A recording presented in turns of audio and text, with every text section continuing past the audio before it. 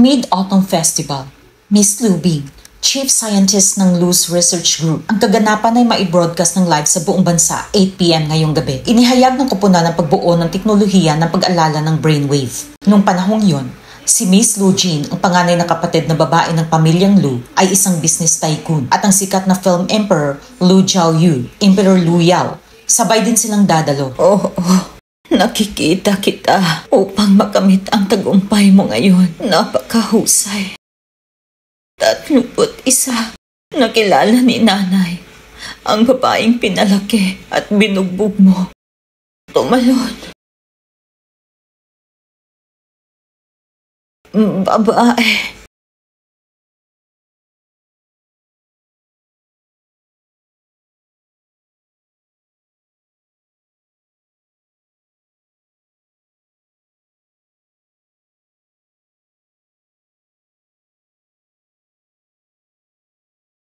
Sabihan mo agad ang doktor! Ate Wa, sa kasulukuyang sitwasyon niya, sigurado ka bang may extract mong tunay na genes niya? Kaya lang, ang mga high frequency na pulso ay mapupunit ang kanyang mga ugat na sakit. Ate, hindi ka naaawa sa kanya, hindi ba? Nakalimutan mo na ba kung paano siya nawala? Paano mo nasirang pamilya natin? 3 taon pa lang ako nun. Hindi ko na maalala yung mukha ng tatay ko.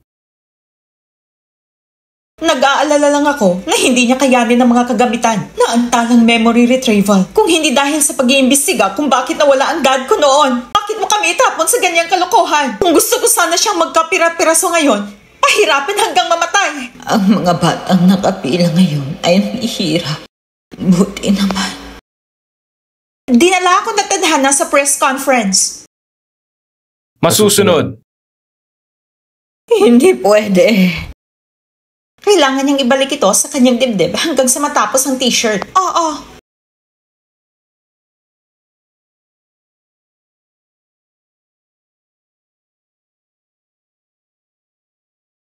Professor Dubin, nauunawaan na ang kaganapan sa paglulunsad ng teknolohiya ngayon. Hindi lamang nila i-anunsyo ang teknolohiya ng brain fuse extraction.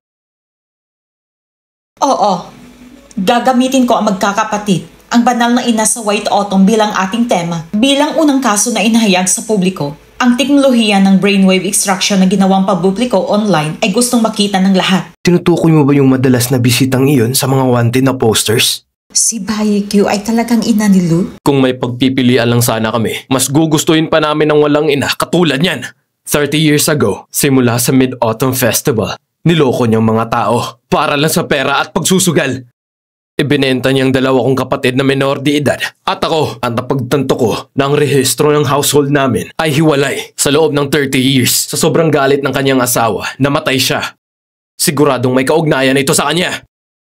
Ang buong pagkabata ng 3 magkakapatid, lahat sila ay malalim na natakpan ng kanyang anino. Sa pagkakataong ito ay gusto kong makawala sa mga laala nila. Hanapin ang katotohanan sa likod ng pagkawala ng ama. Bilang nagpasimula sa live broadcast na to, nais kong ipaalala sa lahat ng nandito, mga kaibigan na nakapanood ng live stream, ang pagtitiis ni Bayiku ay lubos na masama. Hindi matitiis basahin, mga iksinang hindi malilimutan. Magsimula na tayo!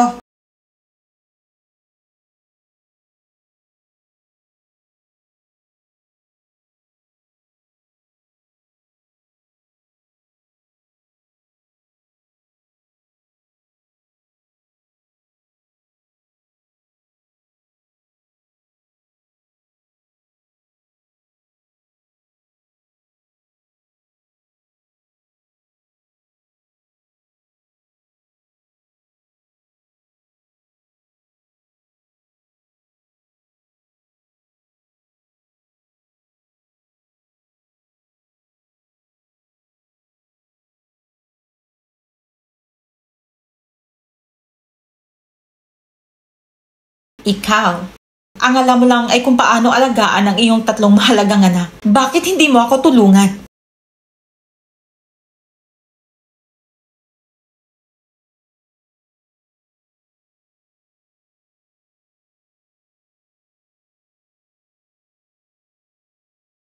Ang ama ko!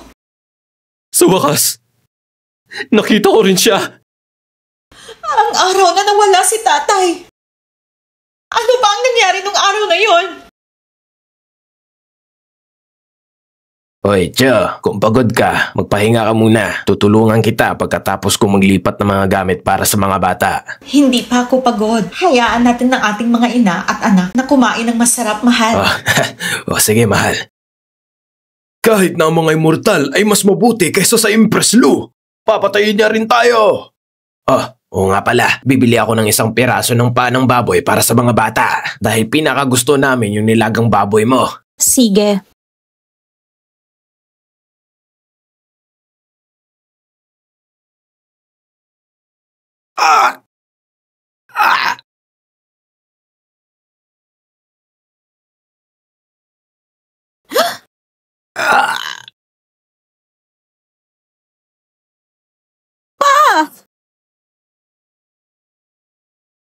Ang ama ni Mr. Lu ay hindi pala nawala. Siya ay pinatay. Hindi ka panipaniwala na ganito palang nangyari noon. Bakit? Bakit hindi natin alam to? Hindi maaaring tama yon. Hindi maaaring mamatay si Papa. Ito ay malinaw na sa Mid-Autumn Festival noong 1995. Si Papa ay nasa isang business trip at hindi na bumalik. Oo.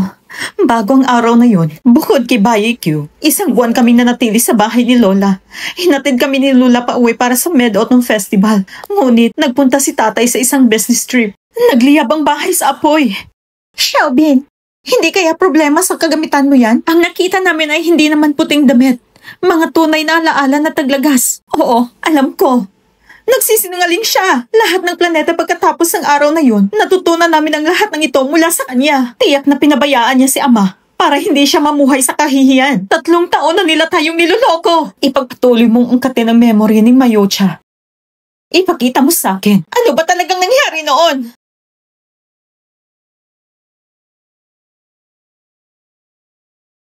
Ang kailangan ko lang malaman ay mga ebidensya na kung hindi ka ba espiya ng ating Yunnan Order.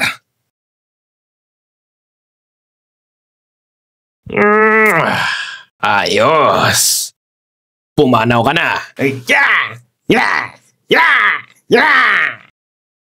Booyah! Foo!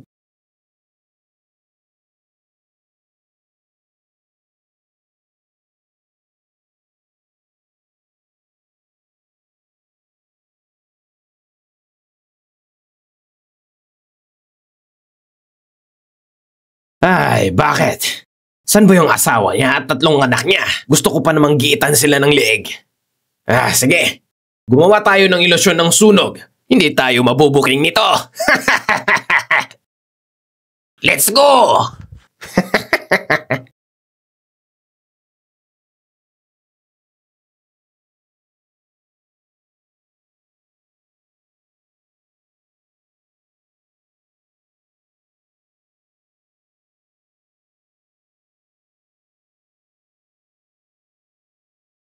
Yun ay kanilang master. Sila ay nagbebenta ng droga.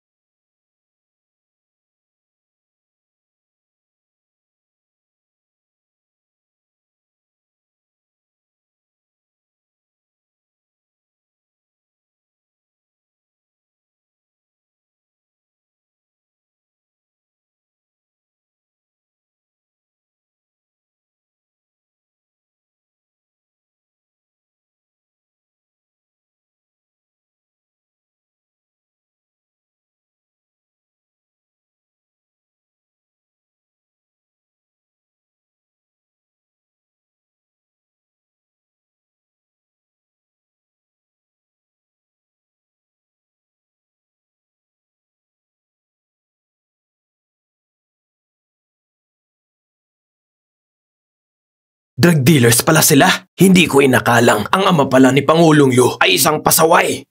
Isanikipisyo nila ang kanilang sarili dahil sa selos. Lagi kong iniisip na 3 taon siyang nawala. Minsan na akong nagduda sa kanya. Ayaw na niya ba tayo? Hindi na tayo papayag na linlangin pa tayo ng mahigit na 3 taon. Itinago din nila ang karangalan at tagumpay ng kanilang ama sa loob ng 3 taon. Alam ng lahat kung gaano kalupit ang mga drug addict. Ito kayo upang protektahan ng kanyang nabubuhay na membro sa pamilya. Alam nating lahat ang tindi ng kalupitan ng drug trafficker na yan. Posible kaya na isinuko niya ang pagiging tao niya para lamang maprotektahan ang kaniyang pamilyang naiwan, proteksyon? Pinaliwala niya ang pagkatao niya para lang sa kapakanan ng salitang proteksyon? Oo, noong panahong iyon ay mga bata pa tayo, niloko niya tayo na maituturing pang isang white lie. Ngunit hanggang sa kamatayan niya, di niya nalalaman kung nasaan ang anak, kaya di siya matahimik sa huli.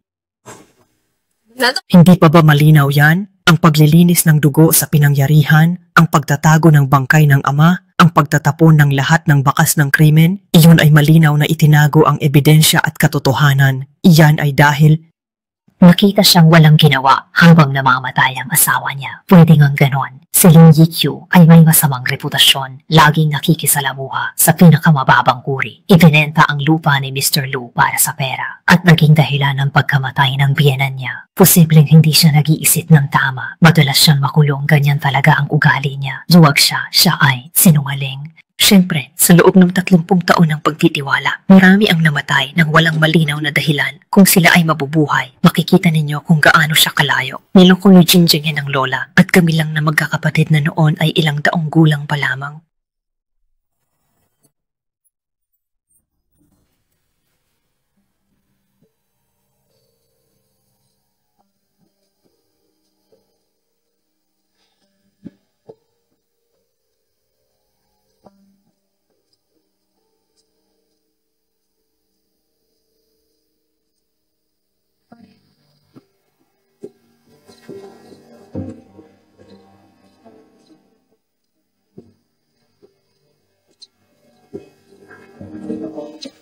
Sige, subalit mayroon akong hawak na matalas at mahabang talim ng kutsilyo.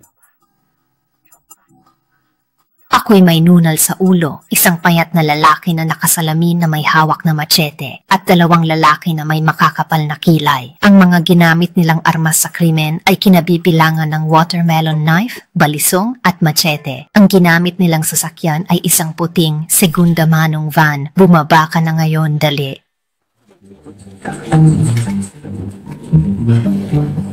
Kuya, kakilala mo ba ang mga Lu? Ako si Liu mula sa komite ng barangay. Tumawag sa amin ang matandang ginang Lu, sinabing nasusunog daw ang kanilang bahay. At dahil sa matinding pag-aalala, pinapunta niya ako upang tingnan. Oo, matagal ko ng kaibigan si Lu Hudu. Kailan bumalik ang matandang ginang, aburidong-aburido rin ako, pero handa akong tumulong.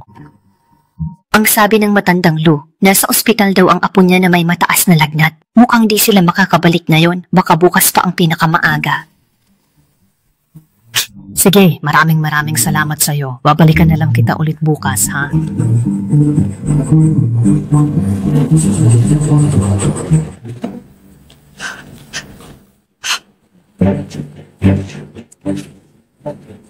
Sino na naman kaya ang tao na yan?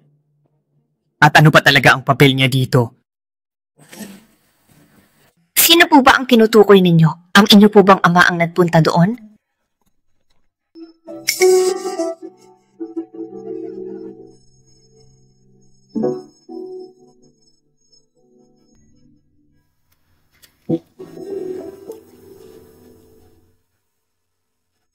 Nagpunta siya sa isang business trip. Ano pa talaga ang eksaktong nangyari sa bahay na yan? At bakit naman bigla na lang itong nasunog sa ganitong katinding kalagayan?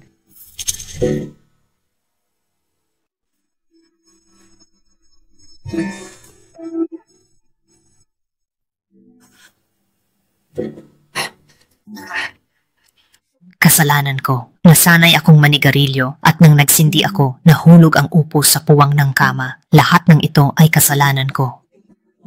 Haikyuu, bakit ka ba naninigarilyo? Ngayon pa naman ang Mid-Autumn Festival. Saan na ngayon titira ang ating buong pamilya?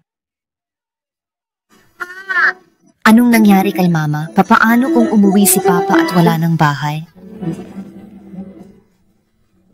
Hindi na kita tatawagin Mama. Buti dumating siya. Mama. Gulo, mas maniniwala kayong ako ang may gawa. Mas ligtas kayo. Hindi pwedeng malaman nilang LU si Mama at mga bata.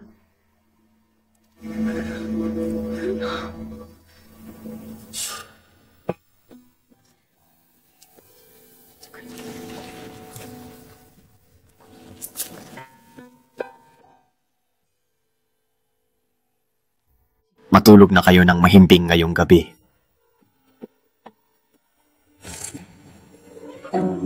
Noong gabing iyon, ang lahat ng kanyang ginawa ay para pala talaga sa aming proteksyon.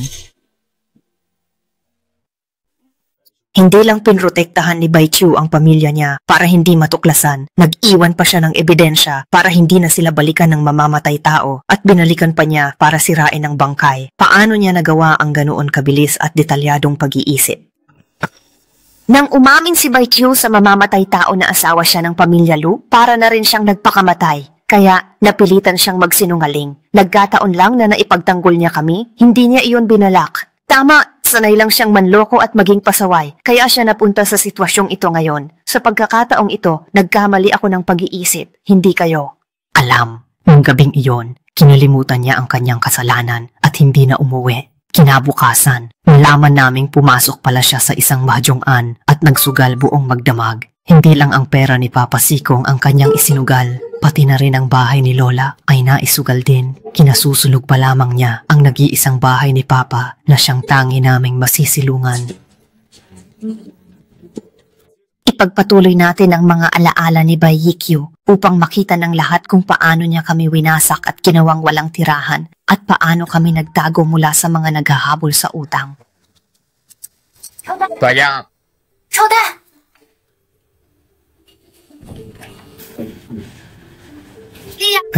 Pelame. Anong ginagawa niya? Hindi ba't nagsusugal siya? ano pa bang gagawin niya? Maling taya, nagsusugal nga.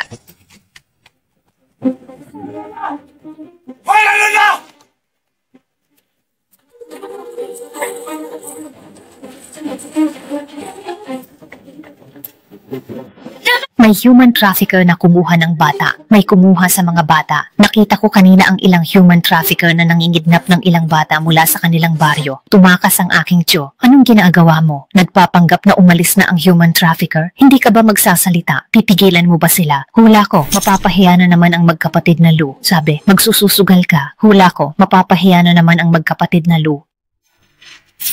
Naku, ang anak ko hindi pa umuuwi. Tingnan niyo ang tingin niya. Ang mga human trafficker ay nasa labas na. Kunin ninyo ang mga gamit ninyo at harangan ang pasukan ng baryo. Ngayong gabi, ang ating mga ama at ina ay nahuli ng human trafficker. Tara na.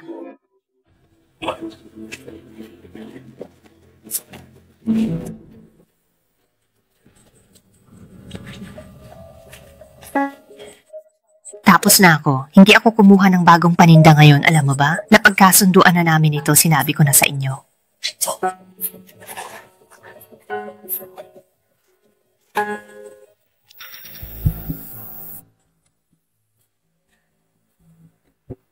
Sinabi ko, talagang malakas ang dating ng babaeng yan at nakuha mo pa.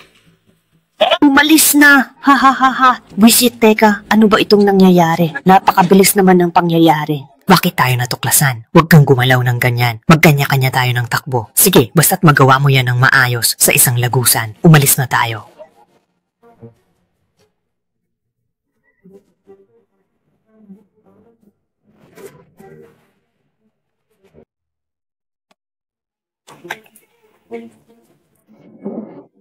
Iba to, ay, sumigaw ka. Sabihin mo kung saan tinago ang bedsheet ko. Nagkamali ba tayo ng tao? Hoy, ayaw umamin? Bubugbugin ka namin hanggang umamin ka.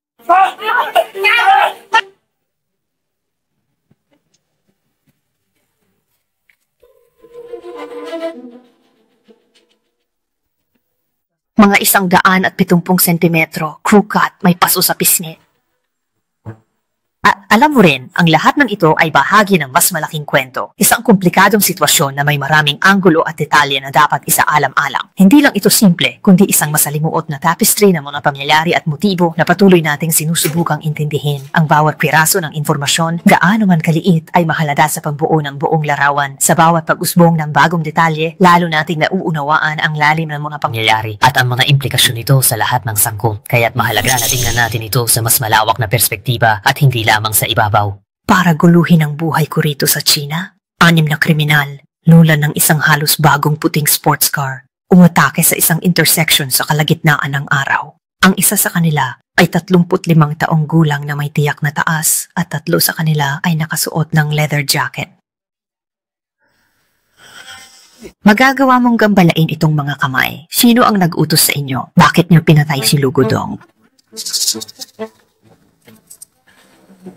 Hindi ko maintindihan ang sinasabi mo, Pata. Bakit mo ako sinasaktan ng ganyan? Wala akong alam tungkol sa kanya. Ay naku, ano ba naman ito?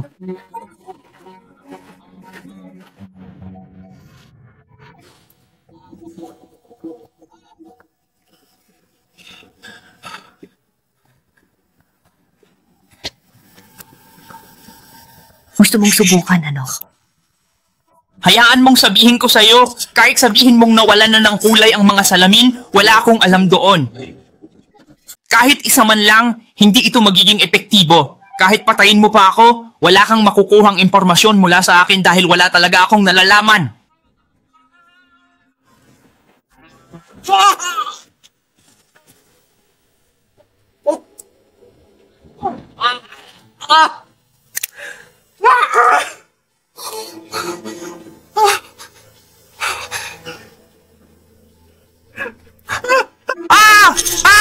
Sasabihin ko na, nagsalita na ako, nalaman ko na ang lahat.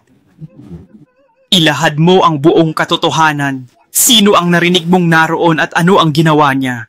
Ikwento mo sa akin ng buo ang lahat ng inyong mga kilos.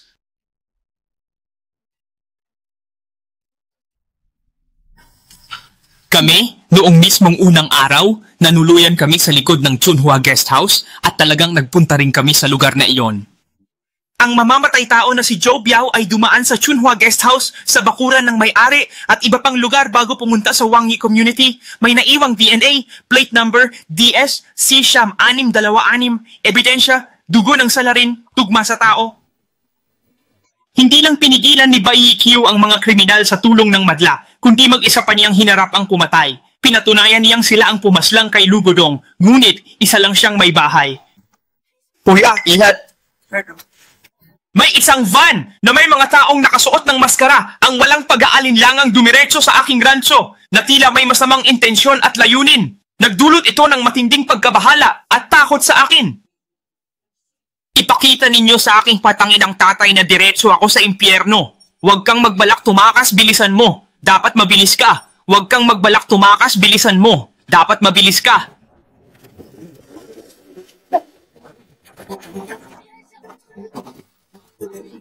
Napakalaking pagkakaiba nga talaga nito. Nakakatawa lang isipin. Hindi ko talaga akalain na ganun pala kalayo ang agwat ng dalawa.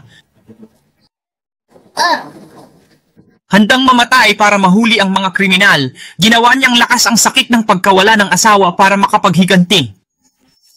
Talagang hindi mo siya naintindihan. Alam mo bang nandoon siya sa loob ng 2 taon, matapat na naghihintay at nanatili sa kanyang tabi? Hindi siya pwedeng mamatay. Kung wala siyang awa, masama ito sa pamilya ko.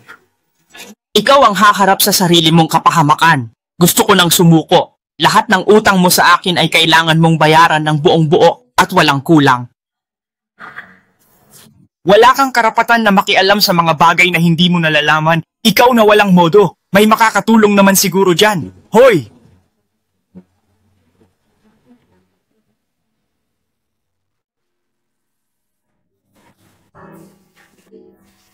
Hindi ako makatulog, ganap ng umaga, at may isa pa akong napakahalagang bagay na kailangan kong tapusin. Uy! Si Fukyang may saksak! Ang likod pa rin! Kailangang obserbahan ng 48 oras. Bawal kang bumangon sa kama.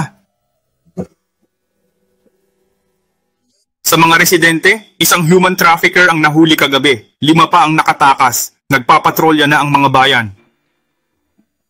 Kuya! Yung nahuling human trafficker, taga rito ba sa ating syudad? Oo. Nang malaman ng syudad ang nangyari, nag-abiso sila sa lahat ng munisipalidad na magsagawa ng operasyon laban sa mga human trafficker. Bahay-bahay silang naghahanap.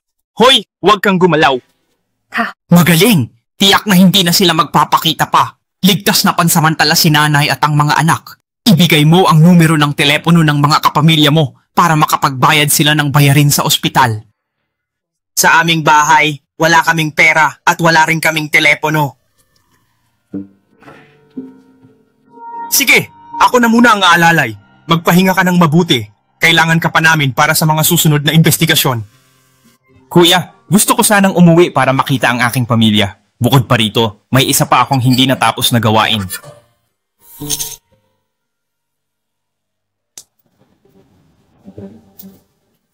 Huyali, dito na! Sapat na siguro to para sa natalo kong pera sa loob ng 2 oras. Umalis na kayo. Sa loob lamang ng 1 oras, gusto kong mawala na kayo dito, pati na rin ang lahat ng inyong gamit. Kung hindi ay titiyakin kong pagbabayaran ninyo ang lahat ng inyong ginawa.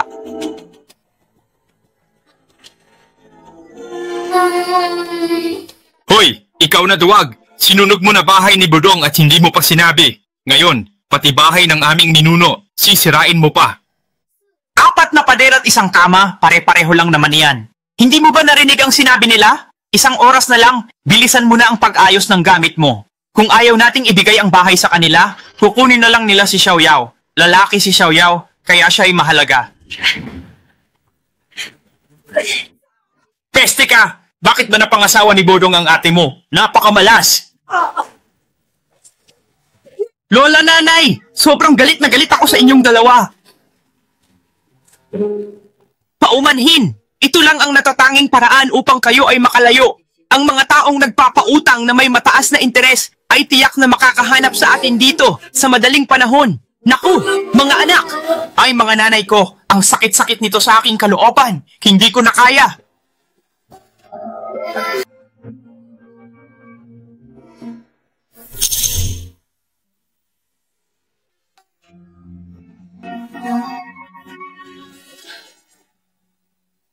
Tama! Isinugal ni Bayikyo ang bahay para mailipat ang pamilya sa ligtas na lugar. Huwag ninyo akong kunin! Huwag ninyo akong kunin! Hindi ako lalaki! Matulog ka na! Matulog ka ng mahimbing at panatag! Ang iyong ina ay hindi kailanman papayag na ikaw ay kuhanin ng kahit sino.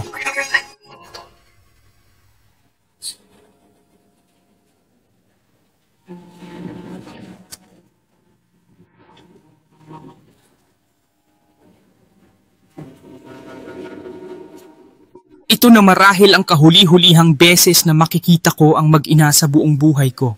Hindi ko lubos na maintindihan ang sitwasyong ito at sa iyo na lamang nakasalalay kung paano mo ito pahahalagahan o bibigyang interpretasyon. Posible nga na ito na ang katapusan.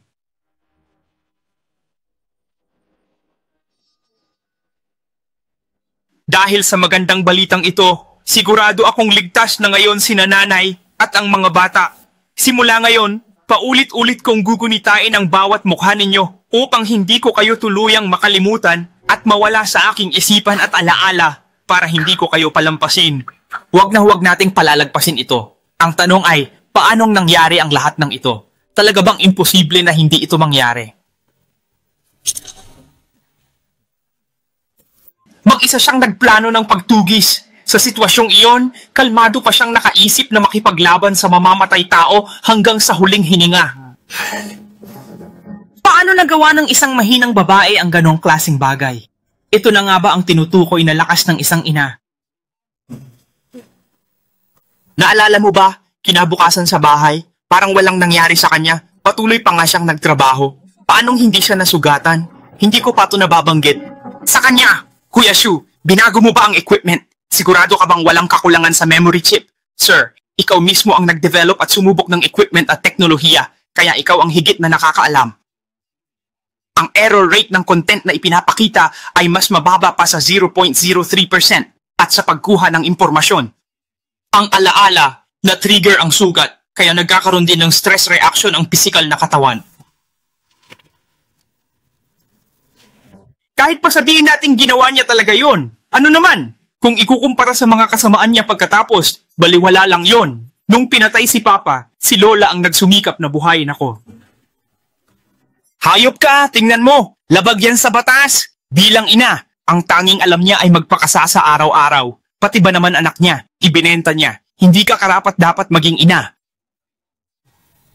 Tama si Sandy. Noon, labis kaming nangangailangan ng pera. Kung hindi dahil sa tulong, matagal na kaming gutom. Siya lang ang kayang kumita, pero tambay lang siya sa bahay, nagpapakasaya, at nanggugulo pa sa presinto para humingi ng pera. Ano ang balita sa paghuli ng human trafficker? Totoo bang nawala sa ospital ang babaeng sinaksak? Itinatago ninyo ba na pumanaw na siya? Para sa'yo to. Inspector, may iba pa bang biktima bukod sa inyo? Mayroong mga batang kinuha ang kidney at mayroon ding sinaksak at itinapon sa ilog. Paano ka nakatakas? Maaari mo bang isalaysay ang mga pangyayari noong gabing iyon? Maaari, subalit hindi ako pwedeng magpa-interview. Baliw na ba siya? Ano ang ginagawa niya? Ito ang tunay siya.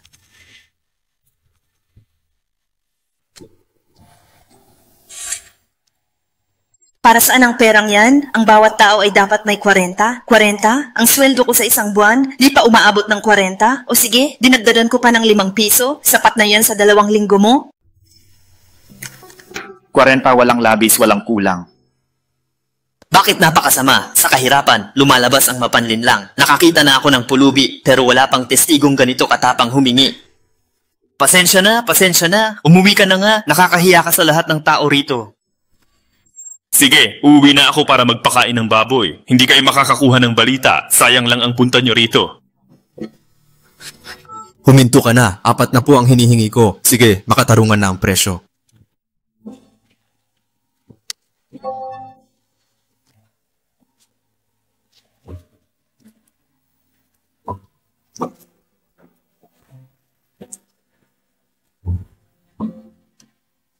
Para sa pera, kinalimutan mo ang dignidad mo. Grabe, napaka-materialista mo talaga. Sinisira mo ang reputasyon ng ating buong baryo. Hay, 200 na pala, sapat na. Sa wakas, sapat na.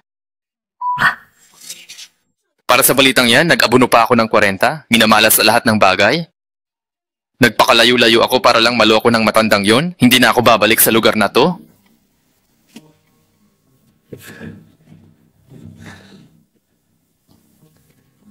Alam mo ba kung anong ginawa mo?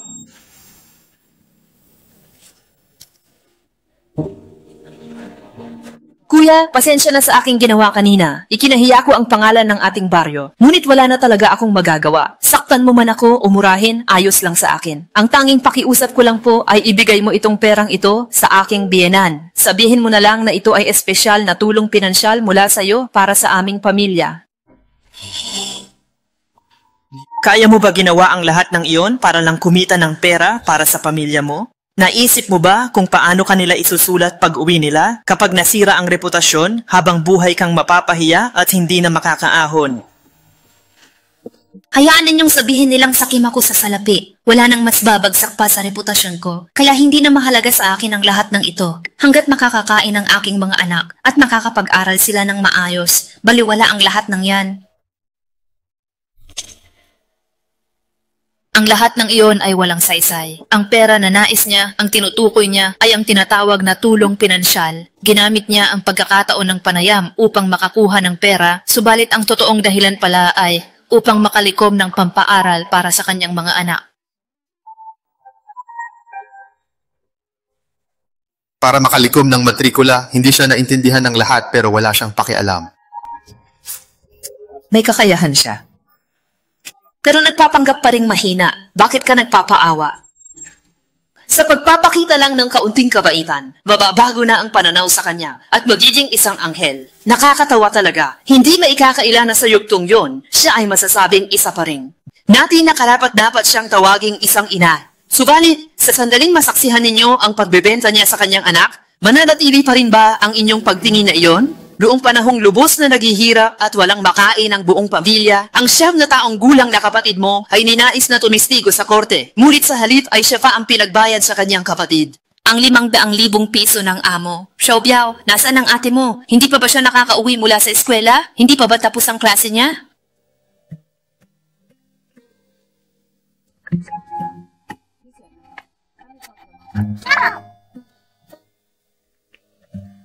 Ha?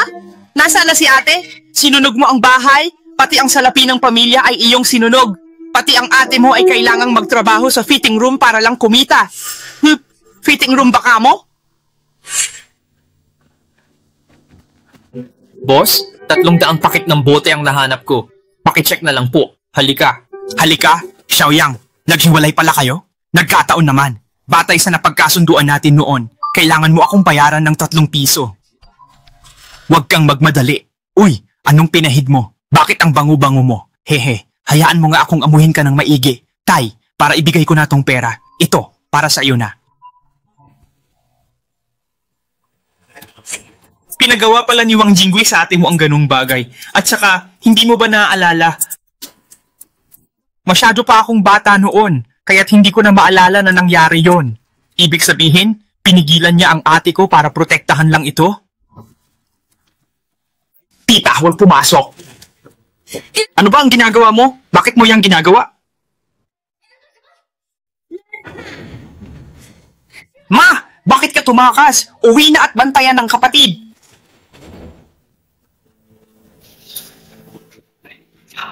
Ay, huwag kang matakot. Hinahangaan ko lang ang maliliit na kamay ng iyong anak. Mukhang salat kayo sa salapi nitong mga nakaraang araw, hindi ba? Ang ganda rin ng iyong figura. Kung nais mo, samahan mo ako sa isang gabi at bibigyan kita ng malaking halaga ng pera. Anong ginagawa mo? Bitawan mo ako. Ayaw ko ng ganito. Kapag pumasok ka, hindi na kita matutulungan, ha? Ha? Sasaktan mo ba ako? Inay, ano ang binabalak mong gawin?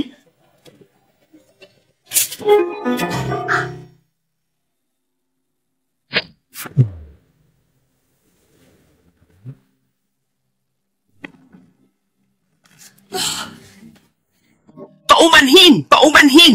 Hoy! Anong bang ginagawa mo dyan? Pigilan ninyo siya at huwag niyong palapitin. Ilabas mo yan! Sa wakas, pinayagan na ako ng amo na mamulot ng mga botones, pero sinira mo ang lahat ng iyon. At sinaktan mo pa ang amo? Paano na tayo makakabayad ng pinsala ngayon? Gusto mo ba talagang magpakamatay kaming lahat? Hindi naman niya kami hinahanap? Halika na, umalis na tayo!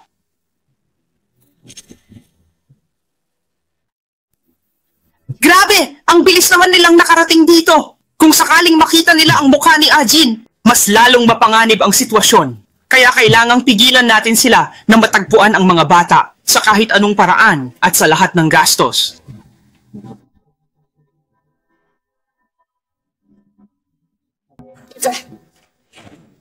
Bilis! Hulihin sila agad!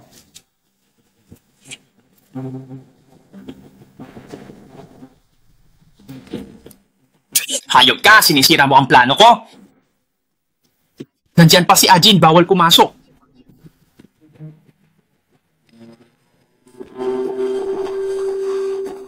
Kuya! Ang dangot mo! Ang kulit mo! Subukan mo lang akong lokohin! Hayop ka!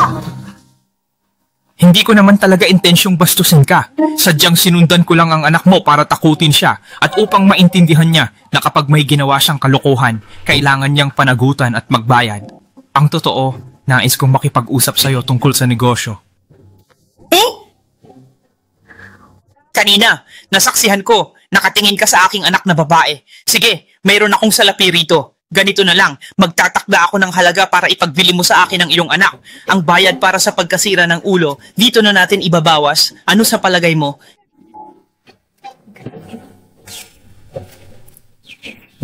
Kaya pala pinoprotektahan ako ni Daoshi. Talagang pinoprotektahan mo ako noon. Pero sa huli, ibinenta mo pa rin ang ate mo.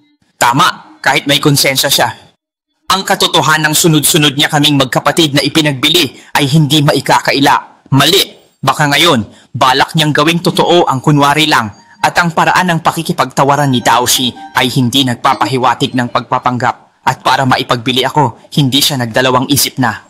Magbawas ng presyo. Sige, sabihin mo nga sa akin, magkano ba talaga dapat ang presyo nito? Ang aking anak na babae ay kaakit-akit at matatas sa paggawa ng mga bagay. Kaya, karapat-dapat lamang na malaki ang kanyang halaga. 52. 500,000 kung mababayaran ng buo, isang salita tapos ang usapan. Nababaliw ka na ba? Akala mo ba yung ginto yan? Sa tingin ko, mukhang nahulog na ang iyong ngipin sa harap, kaya umalis ka na. Kulang na tayo sa oras, paalisin mo na ang amo. Kuya, huwag kang magalit o kaya'y ganito na lang. 50,000, bigyan ninyo ako ng 50,000 at ang anak ko ay sa inyo na. Kung ano man ang gusto ninyong gawin sa kanya, ito'y bayad sa pagkasira ng ulo ninyo. Ay hindi, sige, iyang 50,000. Sige, maghihintay ako rito para sa'yo. Kunin mo ang pera at kapag naibigay mo na, ibibigay ko na rin ang tao. Sige! Paano ko naman maipagbibili ang ate ko sa iyo? Kaya pala niya ikinulong ang ate ko ay para iligtas ang kanyang buhay. Bakit mag-isa siyang lumalapit sa mamamatay tao? Itinataya niya ba ang kanyang buhay? Kung susuriin ang mga nakaraang kilos ni Baikyu, hindi siya isang taong basta na lang sumusuong ng walang pag-iisip. Kaya naman, mayroon pa siyang ibang paraan na nalalaman. Ano man ang gawin niya, hindi nito mababago ang katotohanan dahil sa pagsusugal. Ipinagbili niya kami isa-isa. Baka inililigtas lang niya si ate dahil may balak na siyang ibenta ito. Kung hindi kayo naniniwala, abangan ninyo. Meron pang bagong lipat dito na isang matandang babae na apelidong Lu kasama ang 3 bata. Kuya, yung pamilyang pinagtatanungan mo, alam ko kung sino sila. Meron pa nga akong mga litrato nila. Nais mo bang makita? Ibigay mo sa akin ang mga larawan at ang salapi ay hindi problema. Sa tuwing kumikilos si Ate Bay ngayon, palagi kong naiisip na mayroon siyang inihahandang matinding plano. Hindi kaya, hindi pera ang gusto ni Ate Bay, kundi ang mismong buhay.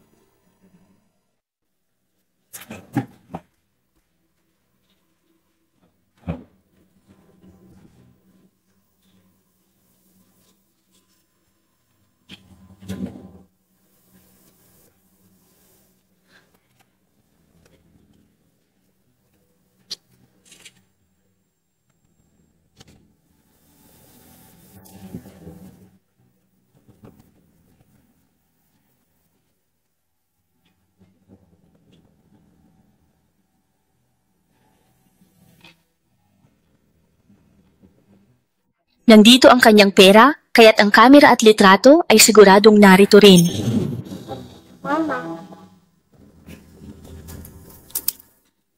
Ang bait-bait naman ng batang ito. Halika't sumama ka kay Cho, ha?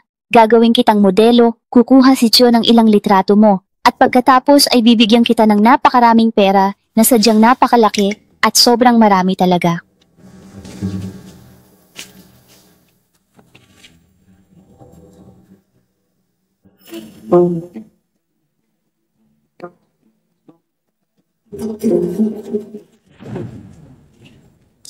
Sino ka? Sino ka sa tingin mo para gawin yan? Ikaw? Ano ka ba?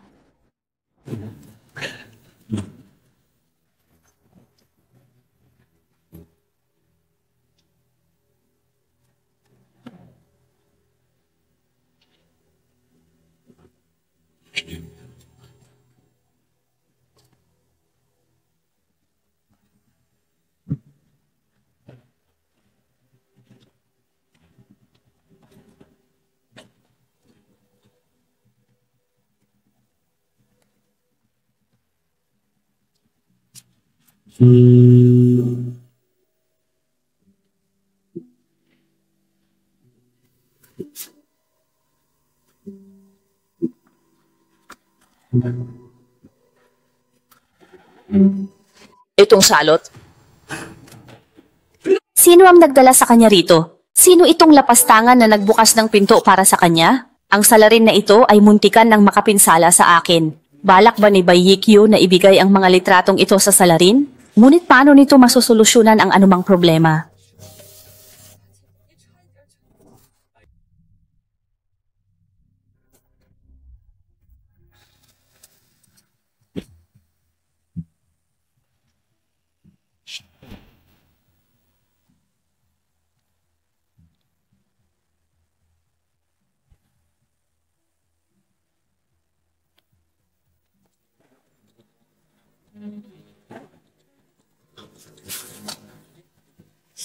Naku kuya, kanina lang, nakita ko ang isang lalaki na tumalon mula sa bintana mo. Tila may petlat sa kanyang mukha. Ang hawak niya ay mistulang kamera. Malamang, isang magnanakaw ang nakapasok sa'yo.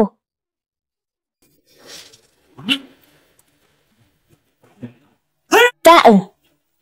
Si Baikyu, sinusubukan niyang ilihis ang gulo. Si Baikyu, sinusubukan niyang ilihis ang gulo. Ano bang kalokohan ito? Sinasabi mong kamukha ko ang nasa litratong yan, di ba? Ano ba talagang balak mo? Gusto mo ba akong dalhin sa presinto? Kuya Chen, sino ka ba sa tingin mo? Anong klaseng panginikil yan? Sabihin mo na, kaya niyo ba itong gawin o hindi?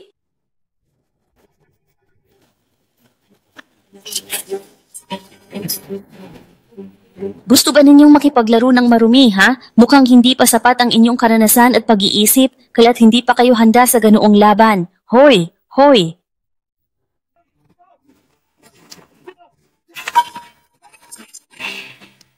Halaan ninyo na sila ang gumawa niyan. Wala akong kinalaman dito. Maghanap kung saan-saan. Hay! Hay! Hindi talaga kami magkakaroon ng dapat ninyong tatlo ang magbayad ng kapalit. Hindi ito walang lunas. Hindi pera ang kanyang layunin.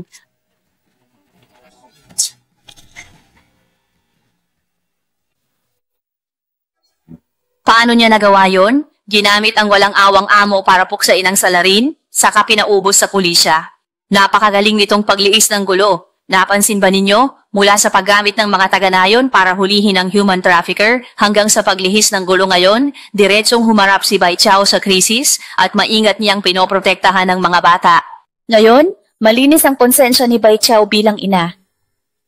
Kung nagawa niyang protektahan kami, bakit niya kami ipinagbenta? Una, ang ate ko ay ipinagbenta sa East City. Pangalawa, nang iligtas ako ni Fu mula sa pagmamaltrato, humingi pa siya ng pera sa aking ama.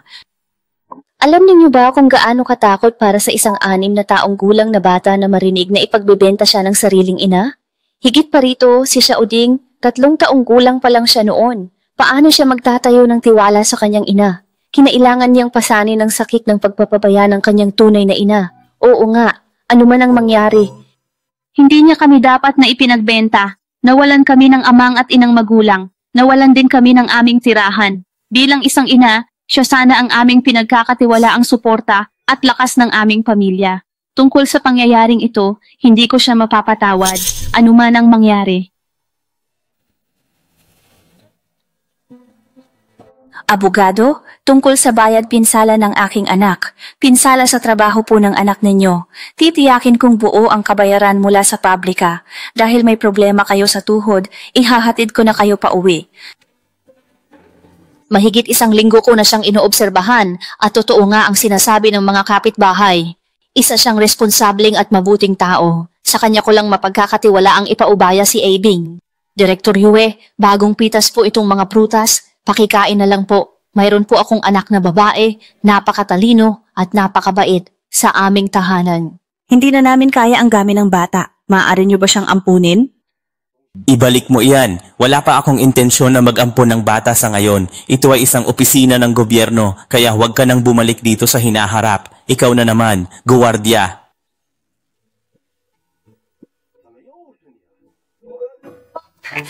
Direktor Yue, pakiusap, pag-isipan niyo po. Direktor Yue, napansin ko po na nagtatrabaho kayo ng lampas sa oras hanggang gabi, kaya naman ipinagdala ko po kayo ng kaunting pagkain. Hindi niyo po ba gusto? Direktor Yue.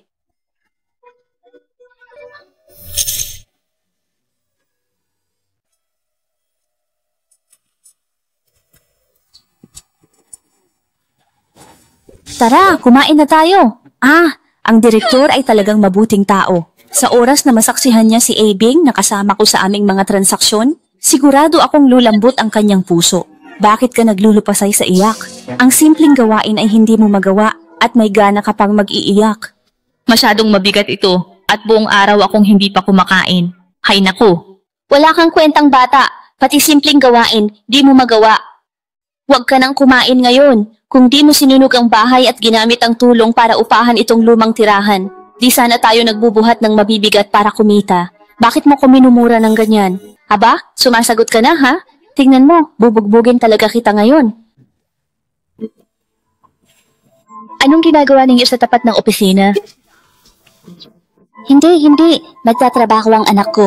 Anong tinawag mo sa akin? Sinasaktan mo ko, hindi mo ako dapat sinasaktan. Wala kang galang kahit kay Direktor Yue.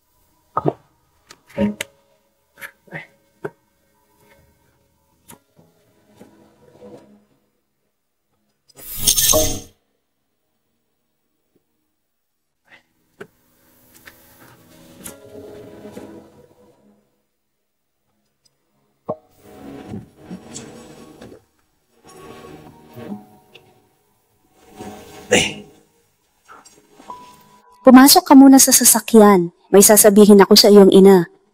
Direktor, talagang humihingi ako ng paumanhin. Nakakahiya po sa inyo. Ang aking anak kasi, kadalasan, tama na, hindi mo ako madadala sa kunwaring paghihirap na yan. Direktor Yue, ang asawa ko po ay wala na at ang mga anak ko ay ganyan din ang sitwasyon. Talagang nawawalan na po ako ng pag-asa, kaya po ako... Director Yue, si Dong Yulan po, nakita nyo naman, napakatalino at napakalisto. Nakikiusap po ako sa inyo, ampunin nyo na lang po siya. Ngayon lang po ako nakakita ng taong ganito katigas ang ulo. Sige na po, hayaan nyo na akong umalis. Hayaan nyo po siyang tumira muna sa bahay ko. Sige po. Sige po, maraming salamat po, Director Yue. Heto po, kunin nyo na po muna ito. Dalhin nyo na lang po pa uwi para sa iba nyo pang mga anak para makapag-drawing sila.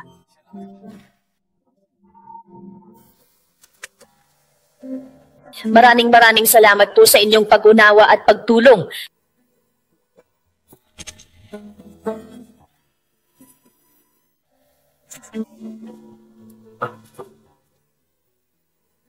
Kaya pala kinupkop ni Director Yue si Lu Juan dahil sa drama ni Bai Yiqiu.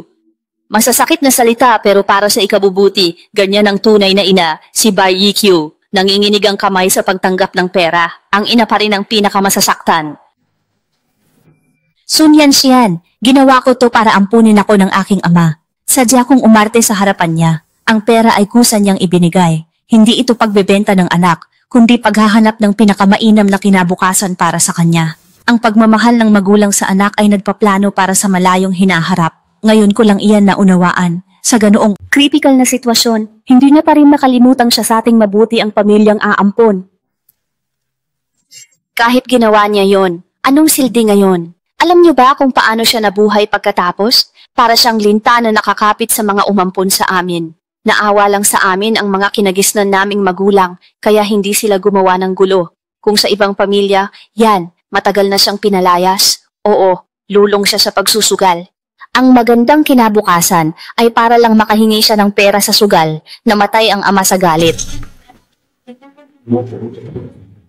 Namatay ang ama sa galit dahil sa pinagsasabi niya, Sokyu, parang binamalas ka yata ngayon ha? 5 beses ka nang sunod-sunod na talo, di ba? Ha? Sige, magpatuloy tayo. Ngayon dapat kong mabawi ang aking puhunan. QG, may alam akong paraan para makabawi ka. Narinig ko kamakailan, may nagbabayad daw ng malaki para magtanong-tanong tungkol sa isang pamilyang apelidong Lu. Anong pamilyang Lu? Sabihin mo sa akin ang detalye, baka talagang makakita ako ng paraan para kitain ang perang iyan. Ang hinahanap nila ay isang matandang babae at isang byuda na may 3 anak mula sa pamilya Lu. Nakasalubong mo na ba sila? Nahanap nila tayo. Wala na. Grabe naman, anong klaseng swerte iyan? Bakit hindi ako ang makakuha niyan? Ang ganda pakinggan. Wala naman siyang tinatagong anumang sikreto sa sarili. Sa araw na iyon, sana'y nanalo ako ng malaki para mabawi lahat ng aking talo.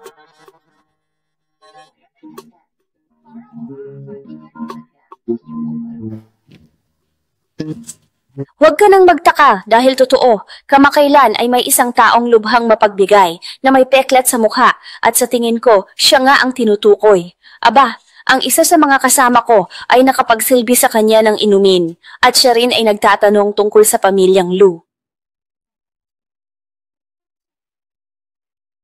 Sa tingin ko, gusto lang din nilang kumita sa pagbibigay ng impormasyon. Teka, sino ba ang nakabanggaan ng pamilya Lu? Sino ang makapagsasabi? Sa panahong ito, ang pagkuha ng impormasyon tungkol sa isang pamilya ay hindi ganoon kadaling gawain. Sige, tuloy lang. Sa pustahang ito, itataya ko ang lahat ng aking yaman. Sabihin mo, sa pagkakataong ito, itinatalaga ko ang aking buong kayamanan at lahat ng aking ari-arian. Lahat-lahat.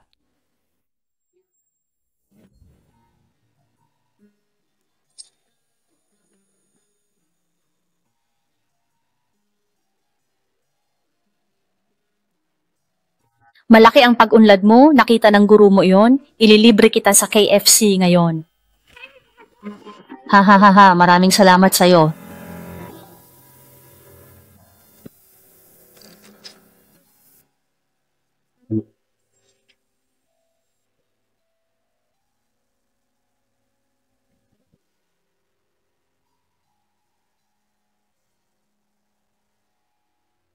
Nandito ka para sa anak mo, di ba? Shelbyn, batiin mo ang nanay mo. Anak, dinalaw ka ni Mama. Hindi ka dapat maging bastos. Hehe, sinong nagsabing siya ang dinalaw ko? Director Yue, pwede po bang makahiram ng 100 para pansamantala? May 2 pa kasing bibig na pakakainin sa bahay. Maubos na rin ang gamot sa high blood ng lola niya. Sa susunod na buwan, babayaran ko po kayo.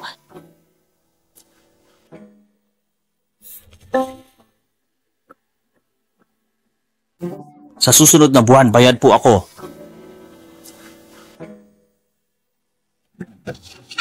Napakasama niya. Matagal na niyang ipinamigay ang mga sisiw. Yung mga yun, binili niya nung nakaraan. Siguradong natalo na naman siya sa sugal. Ang batang ito'y lalong lumilinaw, ha? Sa tuwing dinagalaw namin si Lola, nakaharang ka sa pinto at humihingi ng pera. Dahil dyan, ayaw na kaming pauwiin ni Lola. Hindi ka pa rin ba nasiyahan? Nanalo ka na sa nakaraang 2 pagkakataon, hindi ka pa ba titigil? Gusto ko lang namang mabawi ang lahat ng perang nawala. Xiaokyu, tandaan mo, ang pagsusugal ay may masamang dulot. Mula ngayon, bawasan mo na ang iyong paglalaro ng mahjong. Huwag ka nang makipag-usap sa kanya. Tara na, opo.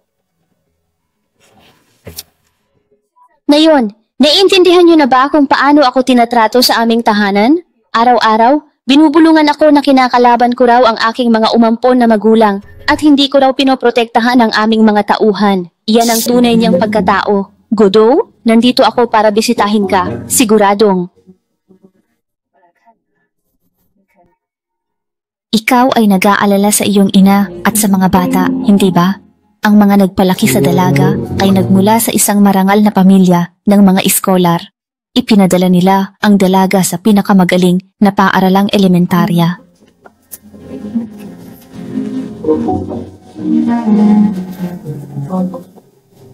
Para kay Xiaobing, binigyan siya ng malaking halaga ng kanyang umampon na ama. Siniyang niya, nabubuhay siya sa bawat araw na parang isang maliit na prinsesa. Si Xiaoyao naman, labis ang kanyang pag-aalala sapagkat ang kanyang umampon na ama ay sobrang nag-aalala para sa kanya. Siya ay masyadong pinagmamalasakitan at inispoil ng labis, kaya para siyang isang munting emperador.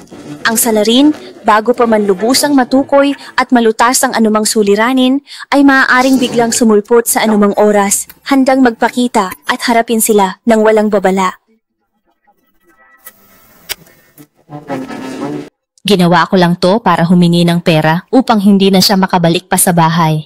Ngayon, kinasusuklaman ko na nang lubusan ng taong yan na walang kabutihan. Basta't masiguro ko ang kanilang kaligtasan, ano pa ang nararapat kong gawin?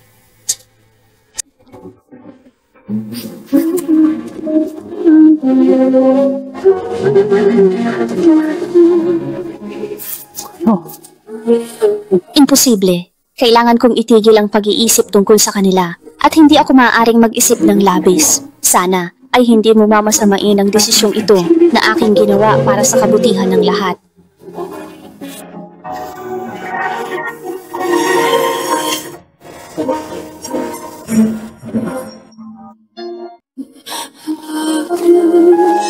Namhihingi ba siya ng pera para itaboy ang kanyang mga anak? Malamang, oo. Walang saysay ang lahat ng ginawa niya. Ang punto, takot siyang matagpuan ng tunay na ama. Tama? Kaya tumakas siya. Hindi ako naniniwala, baka may rason siya.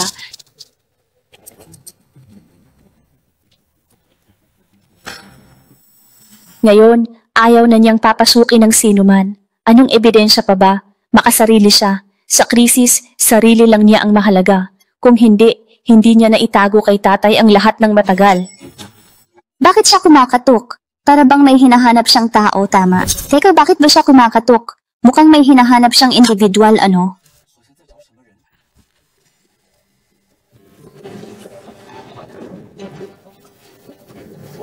Xiaokyu, sandali. Hindi naman siguro kailangan ng ganito kalaking halaga. Lokohin ko siya, paiinumin ko siya ng alak hanggang malasing, at sana maintindihan niya na umalis na lang. Gabi na naman, at napakalalim na ng hating gabi. Uefuzi, sana ay matulungan mo akong itago ang sikretong ito. Xiaoqiu, nalulungkot ako para sa iyo. Ngunit, mahalaga na mag-ingat ka palagi at siguraduhin ang iyong kaligtasan.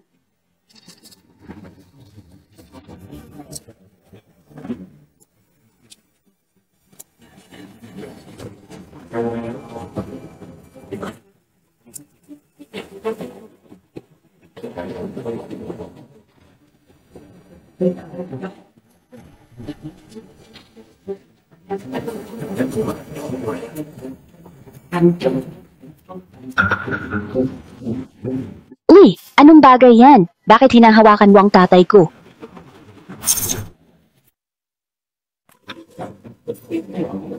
Anong klaseng bagay yan na ayaw mong ipakita? Napakalakas ng loob mong sakta ng aking ama. Matindi ang kanyang tinamong bugbog na ang bawat suntok ay lalong nagpapahirap sa kanyang paghinga at bawat sipa ay nagpapalalim ng sakit. Naramdaman niya ang matinding sakit at takot sa bawat sandali.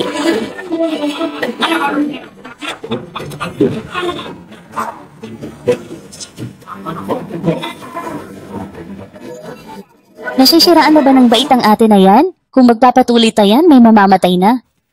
Grabe manakit. Hindi ko alam kung sino yan o anong nagawa sa kanya. Kahit sino, hindi dapat ganyan manakit. Para na siyang asong ulol. Ang pagiging malupit ang tunay niyang pagkatao. Tingnan nyo, kalmado siya. Hindi ito ang una niyang beses. Ginawa niya kaya ito dati? Dinala yata siya ni Lola sa kulungan.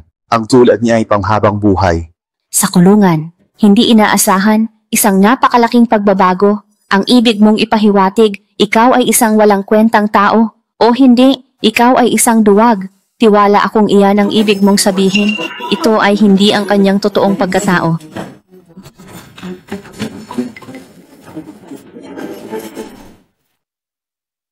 Kung gaano siya nagmura noon, ganun din ang iyak niya ngayon. Isa siya sa mga pumatay kay Papa. Ngayon ko naunawaan. Nagmamadyong pala siya para makakalap ng impormasyon at ang salapi inilaan niya sa pagkuha ng mga balita. Kaya't nang malaman niyang paparating ang may kagagawan, hindi na siya nagtangkang tumakas, bagkus ay naghanda para makaganti. Kaya pala nung binisita niya tayo, tinuring na niya yung huling pagkikita. Kaya sinabi niya sa puntod ni Papa na baka hindi na siya makabalik. Ang gusto niya ay ayusin muna tayo bago niya harapin ang salarin. Sa unang pagkakataon, ginamit niya ang mga taga-nayon upang kalabanin ang salarin. Sa pangalawang pagkakataon, ginamit niya ang amo para patayin ang salarin. Ngayon, siya na mismo ang humuli kay Zhang De. Long! Mukhang nung ipinaampon niya ang mga anak niya, pinaghandaan na niya ang araw na to. Sa nakikita natin ngayon, 3 beses nang iniligtas ni Baikyu ang mga anak niya sa panganib. Kray! Nasaan ang natitirang 3 na pinagkakatiwalaan mo? Paano mo nalaman na mayroon pang 3 tao?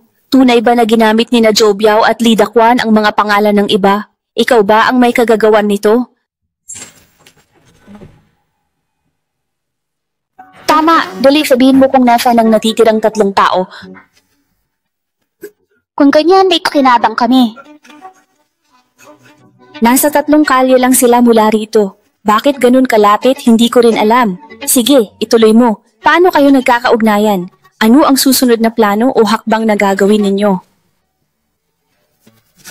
Aray, huwag niyo akong saktan. Sasabihin ko na ang lahat. Sa huling araw ng buwan, sa hapon ng ika-30, magaganap ang pagpupulong sa isang lihim na iligal na sugalan. Sa pagkakataong ito, hindi ko na sila muling makikita at hindi na rin nila ako makikita kailanman.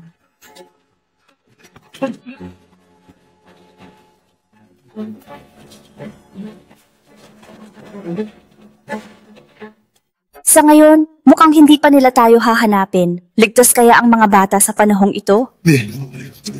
Pakawalan mo ako at aatras na agad ako sa operasyong ito. Pinapangako ko sa iyo na hindi ko kailanman ibubunyag ang impormasyon mo sa kanila dahil alam ko na ang lahat. Mas grabe ka pa sa class monitor ninyo. Ikaw mismo ang dumurog sa buhay ng taong ito. Ginagawa ko lang ang lahat para sa pinansyal na kapalit. Handa kong ibigay sa iyo ang kalahati ng aking katawan. Lahat ng ito ay handa kong ipagkaloob sa iyo.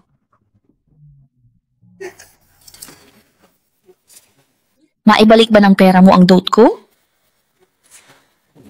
Para sa akin, pera ang pinakamahalaga sa pagsasama ng dalawang tao sa kasal.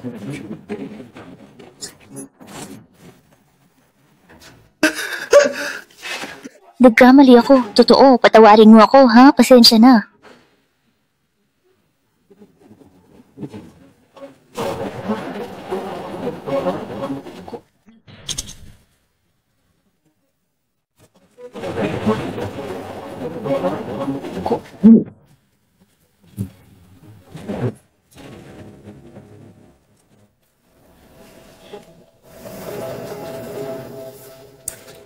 Gusto kong i-report na sa Chang'an Hotel, room 203, may nagtutulak ng droga. Hindi lang nakaganti si Bai Yikyu, tiniyak din niyang mapaparusahan ng kriminal. Malinaw niyang pinlano ang bawat hakbang. Pag nahuli si Zhang Delong, maiibunyag niya ang mga koneksyon sa droga at masisira ang buong sindikato. Hinangaan ko talaga ang diskarte ni Bai Yikyu. Muli, inalis niya ang panganib sa kanyang mga anak nang hindi nila nalalaman. Bilang ina, malinis ang konsensya ni Bai Yikyu. Sa ngayon, palagi niya tayong pinoprotektahan at hindi niya kinalimutang ipaghiganti si Papa. Kaya ba, nagkamali lang tayo sa paghusga sa kanya? Nakalimutan mo ba? Matapos matalo sa mahjong, kumunta siya sa iligal na sugalan at umutang ng 150,000 piso sa mataas na interes, halos mapatay sa bugbog. Kinailangan pang piyansahan siya ng matandang lola sa presinto. Dahil doon, namatay sa galit si lola. Halos mapatay siya sa pasugalan noon. Ano man ang kanyang ginagawa ngayon, hindi pa rin nito mababago ang katotohanan na sa kaibuturan ng kanyang pagkatao, siya ay may ugaling mailalarawan bilang walang pinagkaiba sa isang hayop.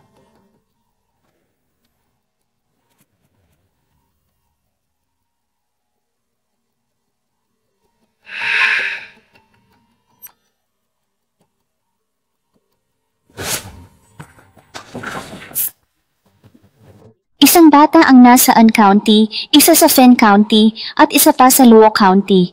Ang pagsasama-sama nilang lahat ang tanging paraan upang masiguro ang kanilang kaligtasan at maiwasan ang anumang kapahamakan. Subalit, bago pa man natin iyon maisagawa, mayroon pang mas mahahalagang gawain na kailangan nating tugunan. Teka, atake ba sa puso yan? Naku, lubhang delikado yan. Huwag kang lumapit. Kung may masamang mangyari, magiging mahirap magpaliwanag. Tito, tiis lang po. Kukunin ko lang ang gamot. Hindi, huwag ka nang pumunta doon. Mayroon akong gamot na pwedeng makatulong.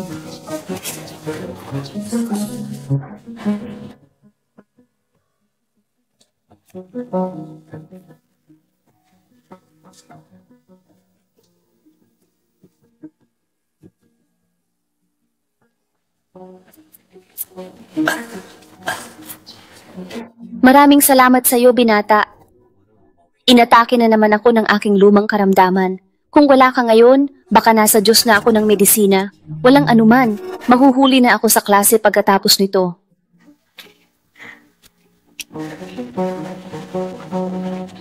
Naku, binibini, huwag ka nang kumain habang naglalakad sa kalsada sa susunod. Libre na ito sa inyo. Sa aking klase, may ilang kaklase akong kapos sa buhay at madalas ay hindi sapat ang kanilang kinakain. Maaari ko po ba silang isama rito para makakain? Oo, pwede. Halika lamang kayo rito araw-araw at libre ang pagkain ninyo. Lubos po akong nagpapasalamat dito. Paalam po ulit dito. Paalam na. Naalala ko yan. Kaunting lamang lang ang nakuha ko sa pagka-class monitor dahil sa mga boto ng aking mga kaklasing salat sa buhay. Ngunit, bakit siya nasa labas ng aking eskwelahan? Ang mahalagang ginagawa niya ay paninilip lang ba? Bakit niya binibigyan ng pera ang amo? Salamat, boss! Ang panganay ko'y nasa ika-5 baitang na at sa loob ng 2 taon, kailangan niyo po itong itago. Narito ang kabayaran, kasama ang pera nila sa agahan. Napakasakripisyo niya. Para sa sariling anak, kinailangan pa niyang pagpiyaga ang itago ito? Basta masaya ang anak kong babae, ayos na. Hindi na niya kailangang malaman ang iba pa. Ang aksidenteng yon ay plinano pala ni Bai Yikyu.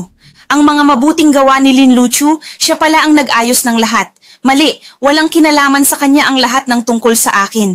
Ginagawa niya to para magmanman sa akin, gusto niyang kontrolin ang lahat sa amin. Mr. Lu, sa tingin ko, hindi naman ganun kasama ang ina mo tulad ng iniisip mo.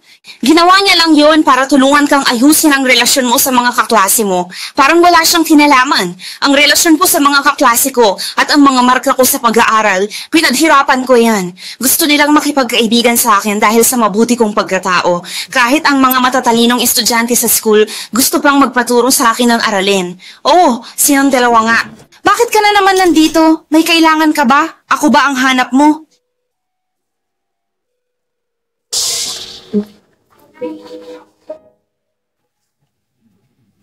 Ito ang inyong bayad sa pagtuturo para sa kasalukuyang linggo. Sa lingguhang pagsusulit sa susunod na linggo, kung si Lu Jin ay makasama sa top 10 sa kanyang baitang, bibilhan ko kayo ng limitadong edisyon ng game coins ng StarCraft bilang pabuya, iyon ang aking pangako. Usapan na! Sige. Tita, napakabuti niyo kay Lu Jin. Basta maganda ang marka, balewala ang gastos. Ang husay niyong magturo, nararapat lang to sa inyo. Ito ang kanyang pinlano. Sobra siyang mahilig magsugal, inuubos ang pera rito. Hindi niya gagastusin ang pera sa akin. Ang lahat ng ginawa niya ay para malaman lang ang tungkol sa salarin, para mahubog ka sa tagumpay. Talagang magagawa niya ang mga bagay na yon. Naging matagumpay ako dahil sa sarili kong pagsisikap noong may knowledge competition sa school. Nakita ng guro ang sipag ko, kaya ako'y kinatawan ng ikalimang baitang. Dahil doon, naging huwaran ako ng school, wala siyang kinalaman. Lubos naming nauunawaan na ipinaglalaban mo ang pagkakataon para sa iyong anak. Naiintindihan namin iyan. Bagamat bumuti ang mga marka ni Lu Jin nitong mga nakaraang araw, ang mga estudyanteng kumakatawan sa baitang sa kompetisyon ay dumadaan sa paulit-ulit na pagpili. Hindi pa siya ganap na sapat upang kumatawan sa isang antas. Kumatawan sa isang baitang. Guro, nitong huli, si Lu Jin ay nananatili sa paaralan hanggang gabi. Nakita niyo naman ang pag-unlad niya. Kung bibigyan niyo siya ng pagkakataon, sisikapin niya ng 10 beses pa para patunayan ang sarili. Pero ang iba, ito ang naipon kong 3,000 piso. Handa kong ilaan lahat para sa kompetisyong ito.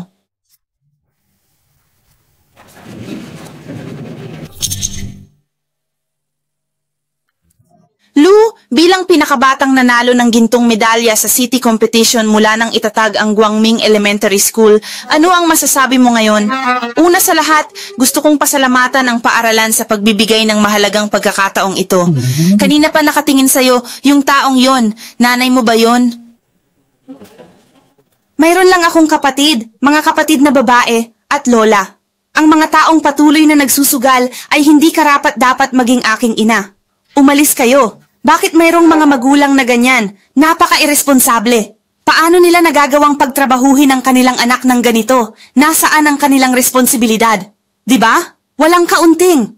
Mayroon pa rin ganito ngayon. Tamang-tama ang sinabi niya, karapat-dapat lamang. Kaya kapag umalis ako, ganyan din. Ang galing ng sinabi ni Bai Q ng Fufang, napaluha talaga ako. Sinabi niyang hindi siya sumali sa kompetisyon dahil wala ang kanyang ina. Ang 3,000 noong 1,975 ay kailangang paghirapan ng isang ordinaryong manggagawa ng 2 taon. Pero si Yikyo, ang galante niyang gumastos. Kahit wala siya, kaya ko pa rin gawin. Pagkatapos nun, hindi na kami pinansin ng tatay namin. Tama kayo, masyado kayong naantig. Pagkatapos nun, binaliwala niya pa rin kami at nagpatuloy sa pagsusugal. Pati yung mahjong parlor ay isinangla niya para sa utang. Nia, narito ang mga orihinal na tala ng obserbasyon mula sa Soviet Meteorological Bureau kasama ang out-of-print na manuskrito ng electronic journal. Ang lahat ng mga materyales na ito ay tunay na kayamanan. Binibini, saan mo ba ito nakuha? Sa Provincial Used Book Market. Tinuntahan ko lahat. Magkano ba ang nais mong halaga? Sabihin mo lang at aking tatanggapin. Professor Lee, kailangan ko ng sarapi. Ang bunso kong anak na babae ay sumapi sa hukbo at nais niyang maging siyentista. Gusto ko lang sanang hilingin na bigyan mo siya ng isang klase sa eksperimento. upang tunay nilang maranasan ang pananaliksik sa agham. Sige, ikaw ba ang nagkaloob ng lahat ng mga kagamitang ito? Oo. Ang halaga ng mga kagamitang ito ay aabot sa 10,000.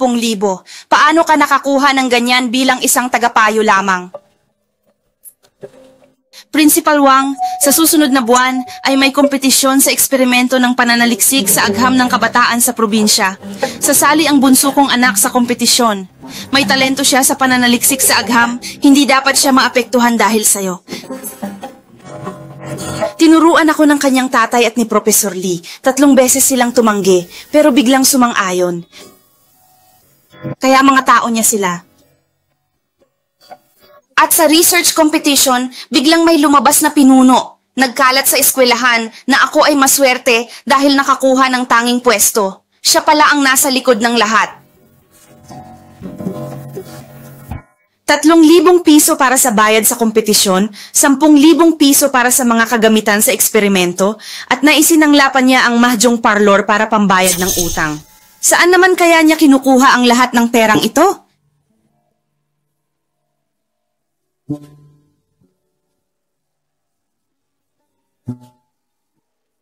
Heto ang isang pakete ng gamot para sa kalyo. Napakabait ng doktor at ibinenta ito sa akin sa napakamurang halaga. Nagkaroon kami ng biglaang pangangailangan sa bahay, kaya kinailangan namin ng salapi dahil dito. Ngayong ipinagkakatiwala ko na ito sa iyo, panatag na ang aking kalooban. Huwag ka nang magtrabaho bilang entertainer dahil hindi maganda ito para sa iyong kalusugan. Huwag kang mag-alala. Halika na, para kay Xiaojing, sa lingguhang pagsusulit na ito, siya ay...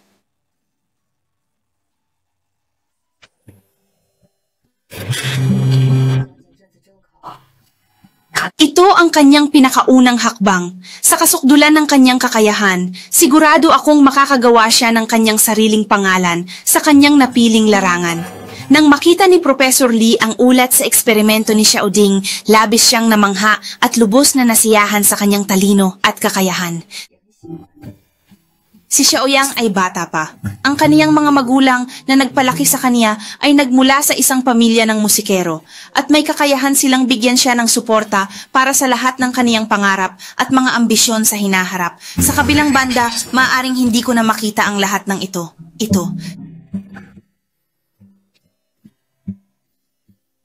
Dito, sa mismong lugar na ito, narito ang buong pinagmulan ng lahat ng nangyari.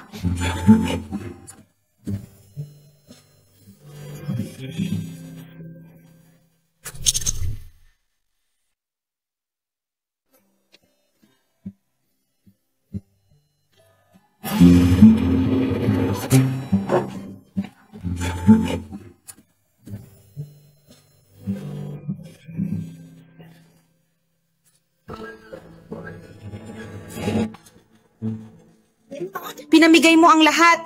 Ano pa ang ipinagmamalaki ng pamilya ng asawa mo? Kaya kong ubusin lahat para sa'yo. Ikaw na aksaya sa yaman. Kunin mo na yung lumang bahay. Sinira na yung isang mahjong parlor. Siguro bukas, swertehin ako at mababawi ko lahat ng yan. Dahil sa'yo to. Dahil sa'yo talaga. May pagkain pa? Hindi na kita kayang alagaan pa. Hindi ka na parte ng pamilya. Umalis ka at lumayo. Waa! Oh, hindi! Hindi!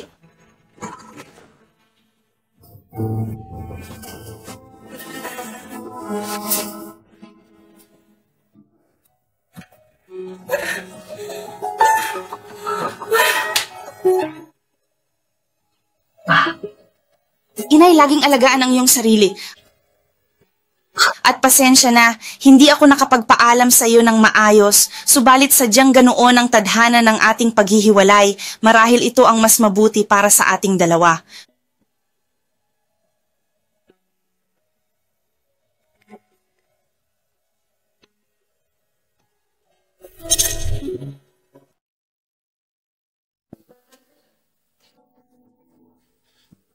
Totoo namang ginastos niya sa amin ng pera. Pero pagkatapos, pumunta siya agad sa underground casino at natalo ng 100 at 50,000 sa isang gabi. Sa sobrang sama ng loob, doon namatay si Lola. Hindi ko malilimutan ang araw na yon. Namatay siya sa bisig ko, mukha siyang malas na tao. Dahil dito, hinding-hindi ko siya mapapatawad.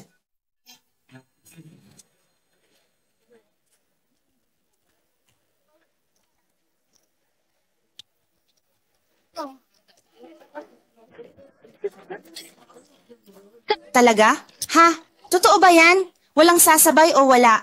Kailangan kong malaman kung may sasama ba sa akin o kung ako lang ang mag-isa sa bagay na ito. Mayroong ba sumusunod sa akin o wala? Gusto kong malaman kung may gustong sumama sa akin o kung ako lang ang mag-isa sa bagay na ito. Kuya, bakit hindi? Kuya, ngayon, talagang kailangan kong makabawi. Hindi ko ito palalampasin. Ngayon na ang pagkakataon ko. Kailangan kong manalo para sa ating lahat. Kailangan ko nang makabangon. 1, 2. Sige na, gising na tayo. 1, 2, 3. Ano pang hinihintay ninyo? Halika't magsimula na tayo. Tara na, gumising na tayo. 1, 2, 3. Sumama na kayo, bilis. Sabay-sabay tayong bumangon. 1, 2, 3.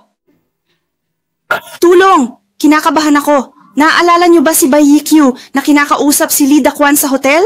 Sabi ni Lee Dakwan, magkikita sila sa ika-30.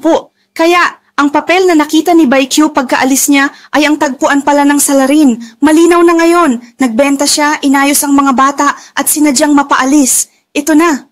Matagal na niyang plano, no? Handa na siyang hindi na bumalik. Ang trabahong ito, sadyang kakaiba. Pumasok si Lee Dakwan. Nahanap na ba? Sinuyod na ang lahat, ngunit hindi pa rin siya makita.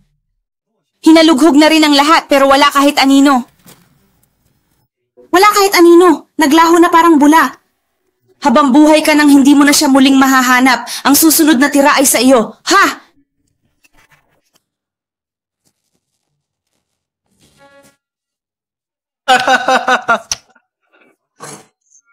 Nakakatakot ulit. Siguradong makakabawi ako sa round na to.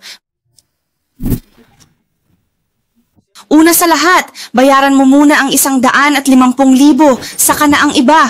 Bayaran mo muna ang 150,000 bago ang anuman. Kuya, huwag kang masyadong mainip. Isa akong regular na suki dito. Siguradong nabayaran na iyan. Tatawagan ko na agad ang kapatid ko para maihatid ang pera.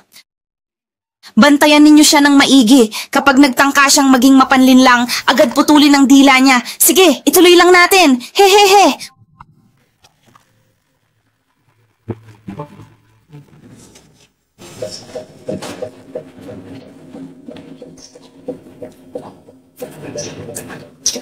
Kuya, maraming salamat sa iyong pagsisikap.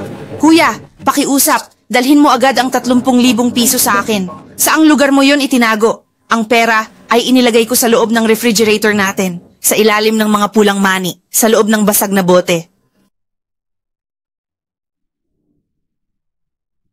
Bote, dun mismo sa sirang bote sa ilalim ng pulang mani sa ref.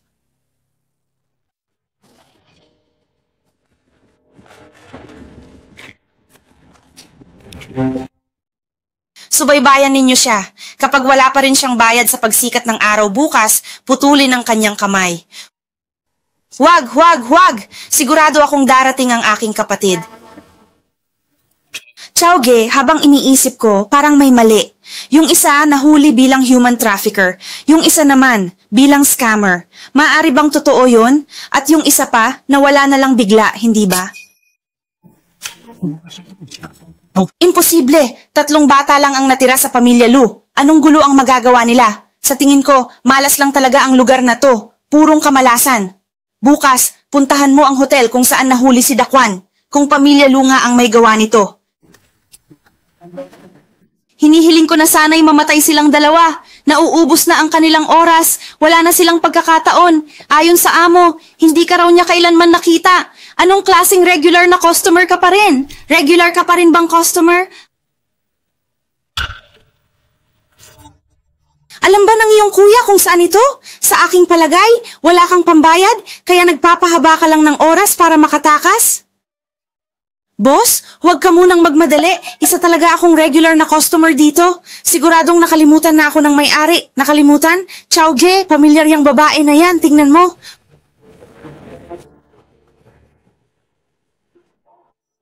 Hoy bata! Tigil! Naku ang mga pulis! Bilisan mo, takbo na! Chowge, hindi yan masisiyasat. Dali, wala kang dala. Saan ka ba nagtatago? Ang buong lugar na ito ay pinalibutan na ng pulisya.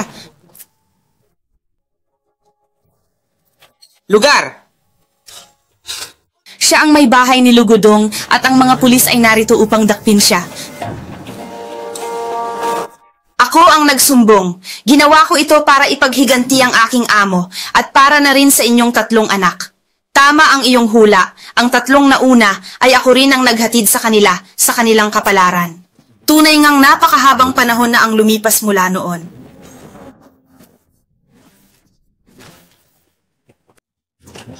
Oo, talagang matagal na.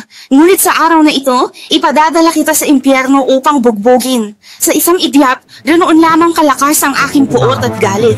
Hayaan mong sabihin ko sa iyo, napakabilis ng yahat. Inyod ang aking nais. Habang naninigarilyo, bigla na lang. Pumunta ka na sa impyerno para makita ang asawa mo.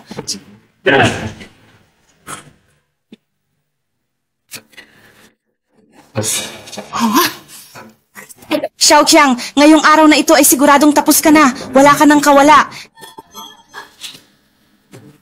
Sinasakal kita. Xiaoge, malapit nang dumating ang mga pulis. Hulihin niyo na ako, pero sasakalin ko muna to. Tama yan. Ang pumatay ay papatayin din. Pakiusap, pindutin niyo na lang ang like para mas maging kumpleto ang lahat ng mga ebidensya. Sasakalin kita hanggang mamatay. Ha?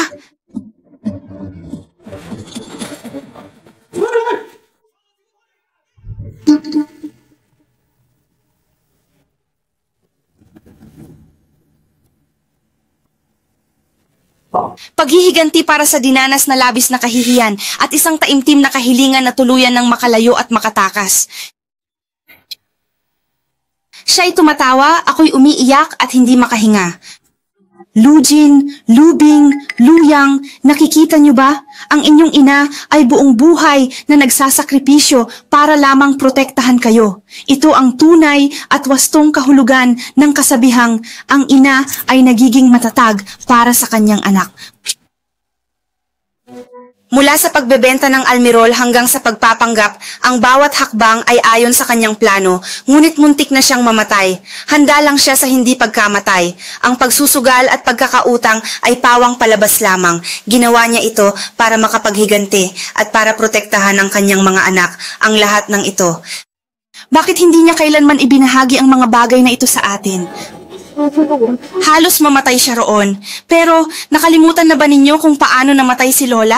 Kahit na peke ang pagsusugal at utang niya, hindi pa rin niya pinabayaan si Lola, kaya namatay si Lola nang may matinding sama ng loob. Ito ay totoo. Hindi ako makakaramdam ng awa sa kanya. Talaga bang napakasama mong tao? Alam kong wala kang salapi, kaya paano? Pero bakit wala man lang akong makitang anumang bagay sa inyong lupain? Wala kang nahanap? Sa paraang ito, hinding-hindi mo sila mahuhuli. Ang 3 yan ay hindi tulad ng ordinaryong mga sugarol. Mahalagang suriin ninyo sila ng lubusan. Sige na, ayan na. Oo, sapat na ang kanilang pagkatalo sa Mahjong Parlor, kaya ngayon ay naglalaro na sila sa underground casino. Hindi pa nga sapat ang pagkatalo sa Mahjong Parlor. Ngayon, sa isang underground casino na sila pumupunta. Tatay, huwag kang mag-alala. Kinikilala ko na hindi ko kayang pantayan ang iyong pamamaraan sa pananakot. Narinig na ba ninyo? Maraming salamat kuya sapagkat napirmahan na namin ang kasunduan. Sige, pirmahan mo na agad iyan. Pagkatapos, kung sakalit ikaw ay mamamatay sa labas at hindi mo sila mahanap, mas mabuting mamatay ka na lamang. Umalis ka na nga rito. Anong uri ka bang nilalang? Kahit ano ginagawa mo, kapag nabigo ka sa labas, binugbog ka araw-araw hanggang sumakit ang mga kasukasuan at buto mo, at lumakad ka ng baluktot ang baywang. Araw-araw niya akong pinagsasabihan, sisipain kita hanggang mamatay. Kayong dalawa, ako na lang ang dalhin niyo sa detention center.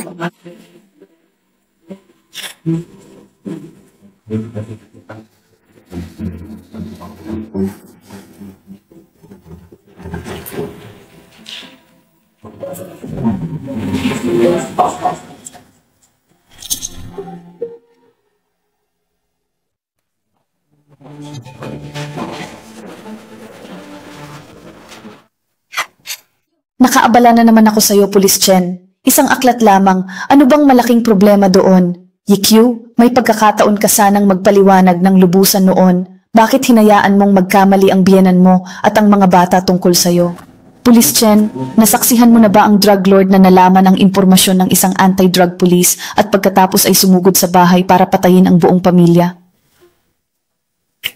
Nakita ko na mismo yan. Ayokong maranasan pa ng pamilya ko ang ganoong trahedya. Kaya mas mainam nang itakwil na nila ako. Lubos nila akong itinuring na lulong sa droga. Kaya kahit pa dumating ang araw na ako'y. Para hindi na sila ganong makaramdam ng kalungkutan. Hay, sa iyong tiyaga at galing sa pag-aaral, kung nagpatuloy ka sana sa edukasyon at kumuha ng pagsusulit, tiyak na makakakuha ka ng magandang posisyon. Maari ka ring maging anti-drug police. Bakit mo nga ba pinili ang landas ng pagiging undercover agent sa talino mong taglay? Kung lalabas ka para mag-aral at kumuha ng exam, siguradong makakakuha ka ng posisyon? Pwede ka ring maging anti-drug police? Bakit mo pinili ang landas ng pagiging undercover agent? Dahil gusto kong personal na ipadala sa kulungan, isa-isa, ang mga drug lord na sumira ng mga pamilya. Ang daan na hindi natapos ni Godong, kailangan kong ituloy ang kanyang legasiya. Hindi ko hahayaang mamatay na may pagsisisi ang asawa ko. Totoo ang sinabi ng iyong biyenan, isa kang ang tunay na sugarol. Subalit, hindi kayamanan ang iyong ipinusta, kundi ang mismong buhay mo. Tuluyang napipi si Wang Chao at hindi na siya nakapagsalita na walang masabi. Ayon sa impormasyong ibinigay niya, nalaman naming isa itong tea house. Ito ang bagong base na balak itayo rito ng drug syndicate. Tingnan mo rito. Ito ang iyong bagong pagkakakilanlan. Matapos ang 2 buwan, kapag natapos mo ng aralin ang lahat ng libro, aayusin namin ang pagkakataon para makatakas ka. Bilang isang nakatakas na kriminal, madali kang makakahalo sa lipunan. Tiyo, pakitingnan.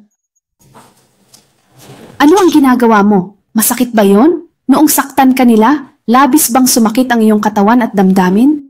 Nay, huwag kang umiyak, sapagkat ito ay para sa ating paghihiganti. Kahit gaano pa kasakit ang maramdaman, ito'y lubos na sulit na sakripisyo. Aking kawawang anak na naiintindihan ko. Kung hindi ka lang nagmakaawa sa akin, kahit patayin mo ako, hinding-hindi ko sisisihan ang pagtulong sa iyo sa dramang ito. Ngayon, galit na sina Xiaojin at Xiaoming sa iyo. Mikyu, umuwi ka na sa mama. Ako na ang magpapaliwanag sa mga bata. Hindi. Alam mong gagawin ng mga drug trafficker kapag nalaman nila ang pamilya ko.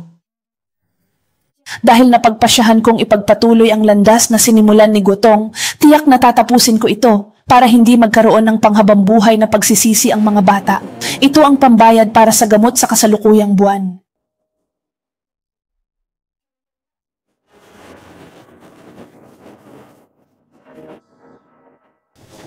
Hindi maganda ang serbisyo ng delivery, ma. Ito ang pambayad para sa iyong gamot ngayong buwan. Sana'y kumain ka ng maayos at huwag magutom. Mayroong mga pagkaing mabibili sa labas, kaya kumain ka na at huwag kang mag-alala. Mag-ingat ka lagi.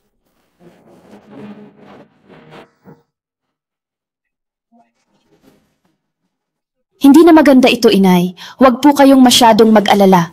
Alin po ba rito ang hindi po ninyo maintindihan? Kaya ko pa po ang mas marami. Subalit, hinahanap ka. Umupo po tayo para makapag-usap ng maayos. Sige po, halika.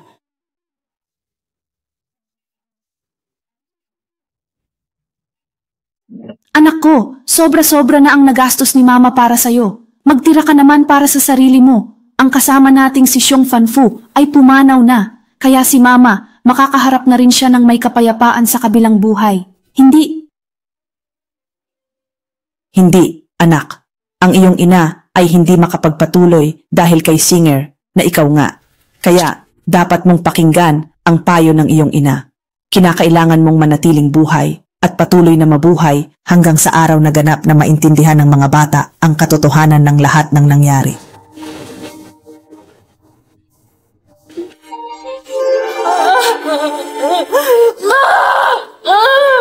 Lujin, Lubin, nakikita niyo ba? Para sa inyo ang ginawa ng inyong nanay at lola. Hanggang kamatayan, inireklamo niya ang pang-aapi ni Baijiao. Baliwala sa kanya ang pagkamatay ng lahat. Nawala siya ng 30 taon para tuparin ang huling habilin ng inyong ama. Anong masasakit na salita ang nasabi natin kay mama? Ano ba talaga ang ginawa ninyo kay mama? Dr. Yao, bilisan ninyo? Iligtas ninyo siya? Nakipagpalitan ako sa kanya ng ilang impormasyon, partikular na ang mga tamang detalye.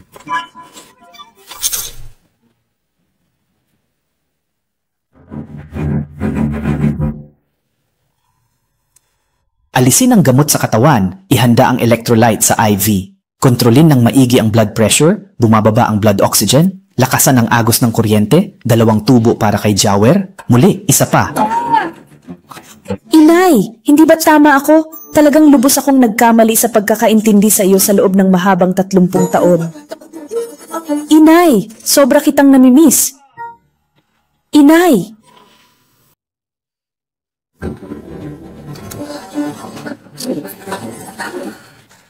Ina, ako ay buong pusong nagmamakaawa sa inyo. Sana po ay bigyan ninyo kami ng pagkakataong makapag-alay ng aming taus-pusong paghingi ng tawad. Ginawa na po namin ang aming makakaya, Nanay. Nanay, pakiusap, idilat niyo ang inyong mga mata at tignan ako. Ako po si Xiaoji, Nanay. Ako po si Xiaoding. Pakiusap po, patawarin niyo ako at sana'y tanggapin niyo rin kami bilang inyong anak, Nanay. Nagmamakaawa po ako sa inyo. Huwag niyo po kaming iwanan. Ina, nagkamali ako. Pahintulutan mo akong mamatay. Gusto mo ba akong kausapin?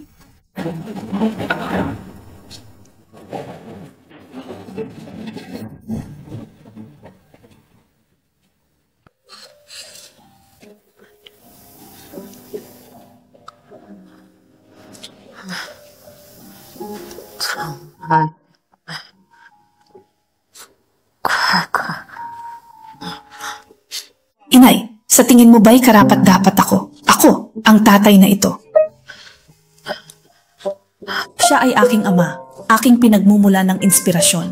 Ngunit sa paghahambing, pakiramdam ko ay wala akong anumang halaga at hindi ko kayang tapatan ang kanyang mga naipamahagi.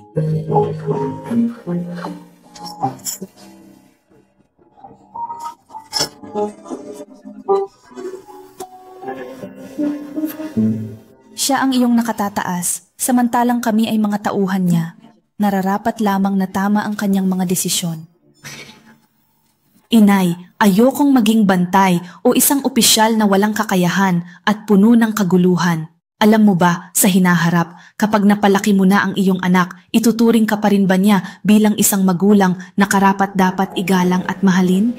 Ang pinag-uusapan natin dito ay kung paano kanya ituturing matapos mo siyang mapalaki dahil sa iyong mga ginawa. Ang ibig kong sabihin ay, sa ganitong sitwasyon,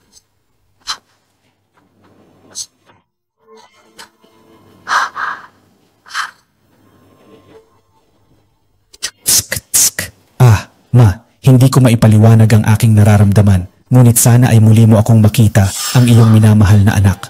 Mahal na mahal kita, Ma, at labis kang namimiss.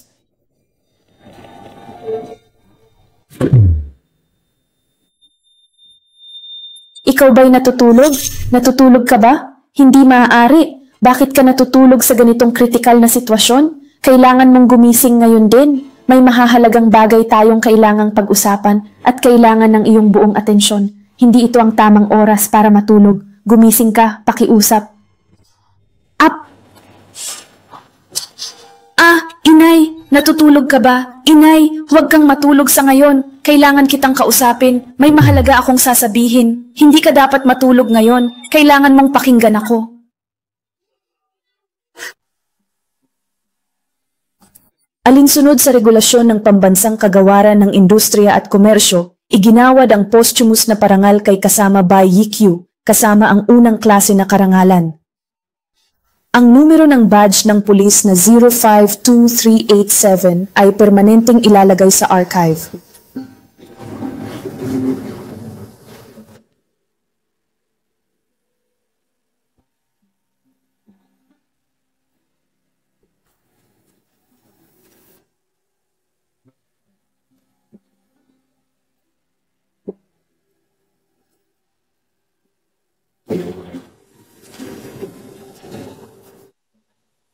Ihinto ang paggamit ng sombrero, magbigay ng unang pagpupugay at pagkatapos ay magbigay muli ng pagpupugay sa ikatlong pagkakataon.